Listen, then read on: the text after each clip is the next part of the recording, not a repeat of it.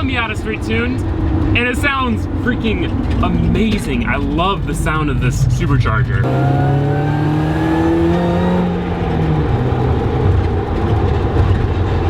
Now, sadly, I wasn't able to capture much of the process of street tuning the car. We did it in the middle of the night to avoid cops, because we were doing like, you know, fourth gear pulls, doing like 100 plus to make sure everything was good in the car, and I wasn't able to film it. I love this thing. It is so awesome. Everything is working. Currently, we are running the stock pulley on the supercharger, stock injectors. It is making 6 pounds of boost. 6 pounds of boost, which is like nothing.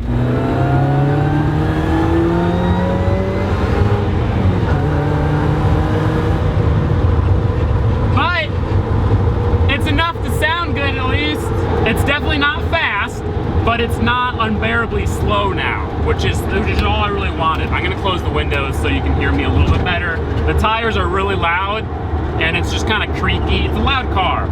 Yeah, it's not very fast. I mean, it's estimated right now to be around 145 wheel horsepower, which isn't great, but it's better than stock.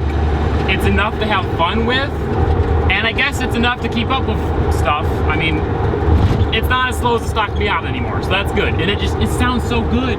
I love it. I don't think I like it more than a turbo car, but it's definitely pretty good. It's my first time driving a supercharged car. I gotta say, it feels like a naturally aspirated car.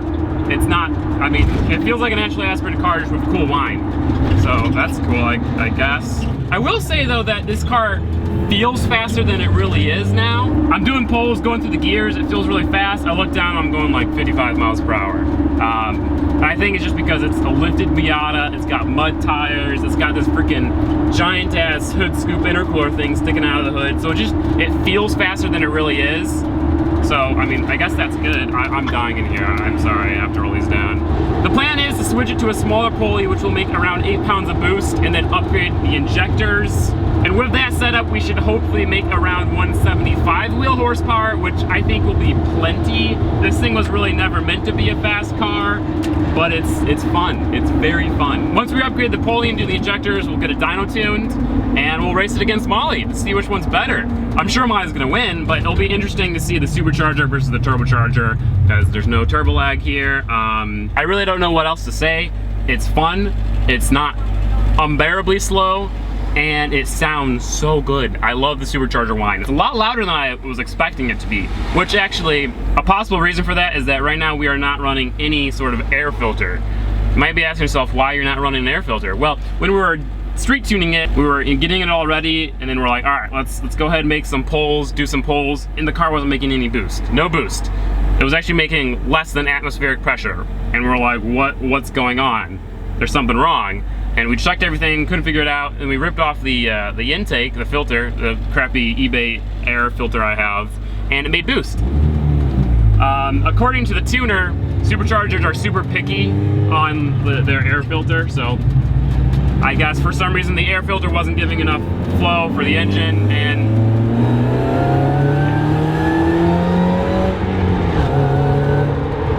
it wasn't making boost.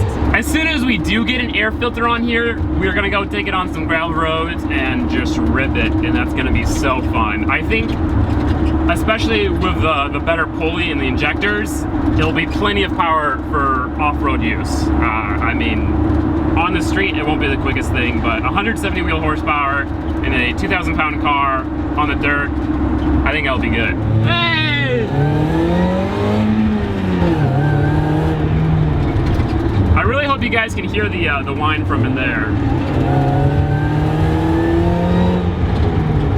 I don't know if you can. The kind of nice thing about the power level that it's at now is that I can romp on it, hear all the nice noises, and still be going the speed limit.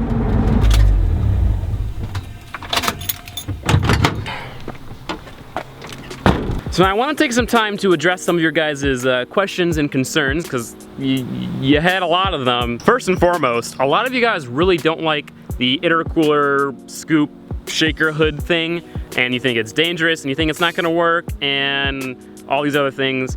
Well, I can say for certain that it works. It does a very good job at cooling the intake temps. Cruising around, the intake temps are only a couple degrees above ambient temperature, which is really good for an intercooler. It works really well. I'm actually really surprised it works so well. So it definitely works, but I do agree that it doesn't look the best and it's probably not the safest. If the intercooler or the hood scoop was to fly off, it would cause a lot of damage to not only my car, but anyone around me. If a biker got hit by that hood scoop, he's dead. That's not good. So we're definitely gonna get rid of that and redo it. I think I want an actual hood scoop instead of an intercooler shaker hood. I think this was a cool idea and we tried it and it works, but I do want it to be a little bit more professional. With that being said, the hood is bent and the hole for the intercooler isn't very good. So I think I'm just gonna have a shop, get a new hood, recut the hole, make a hood scoop. It'll look a lot better, it'll look a lot cleaner. We'll put a little mesh thing in the hood scoop so we don't get rocks flying into our intercooler. A lot of you guys were talking about that as well. A lot of you guys were saying with this intercooler sprayer that I was gonna like damage my spark plugs. Sprays, it goes on the intercooler, goes through the intercooler onto the valve cover and into the spark plug holes. That's not what happens because first of all, this is a really fine mist. It goes on the intercooler and it evaporates very quickly. Unless if I was holding down the thing for like 5 minutes, it's not gonna touch the valve cover. I only do it when everything's warmed up, so the water evaporates before anything really happens. Snorkel. A lot of you guys are like, oh, the snorkel's just for looks now. For now it is, but we are going to reconnect it into the intake. I promise you, we just have to fab up a new little like crossover tube. And I think that's gonna be really sick because then we're gonna have some supercharger wine coming from right here. We're gonna get a real snorkel head. I can promise that's happening. We've got a lot of interior bits because we still have this cheap eBay wheel. We don't have seat belts, and now that this car is, well, not as slow, we definitely want seat belts. It's very sketch. So yeah, that's our intake setup right now. Not exactly ideal, but it works for now. But looking at these comments, just so many people doubt that top mount. I promise you it works. Please believe me. Also, a lot of you guys were asking, how am I gonna clean my windshield now that I don't have a windshield wiper squirter fluid onto my actual windshield? Well, for one, let me just say that these guys were not adequate for the amount of mud that gets on the windshield when off-roading. It really didn't do anything besides smear the mud anyway. I always have to bring like a can of like window cleaner and like 10 microfiber towels. Losing these really doesn't do much. For like dust and stuff, I guess it's kind of nice. The one thing we can do is we can tee off the hose that's going to the intercooler. So some of it goes to the windshield and some of it goes to the intercooler. I think we've got plenty of pressure in the line to do that because those things are freaking powerful. Such a nice day out today. A lot of you guys were also making fun of the fact that premium in the US is 93 octane. It sucks. No, it definitely sucks, but that's all we got. And that's the other thing. We will eventually go E85 on this baby.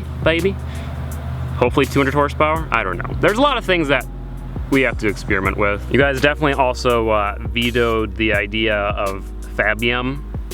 None of you were supportive of Fabium. Fabium is destroyed, killed by the viewers. Kind of sad, but I think that's gonna be it for today's video, guys. It wasn't a lot, but I wanted to show you that the car is street tuned. I wanted to show you that we can do pulls in it. I need some ideas what to do. What do you guys want to see me do? Tomorrow we have a big shop update video with a slide. You guys have been bugging me about that for a while. The Rally Miata is supercharged. I'm super pumped. Like, this thing sounds so good. Oh, and a lot of you guys are wondering where the RX-7 is. I still have it. That build is gonna be going hard. Should not word it like that, no, no. We're gonna be focusing on that build a lot more now that we're pretty much done with this car. At least this car is now driving, so. Goodbye, guys. If you wanna support the channel, get some key tags. I'll have a link in the description below. If you're new, subscribe. If you liked the video, like. If you didn't, dislike. Thank you guys so much for watching. I will see you guys next time. Peace out. And say goodbye to Reagan, the Rally Miata. It's got bushes growing out of it still.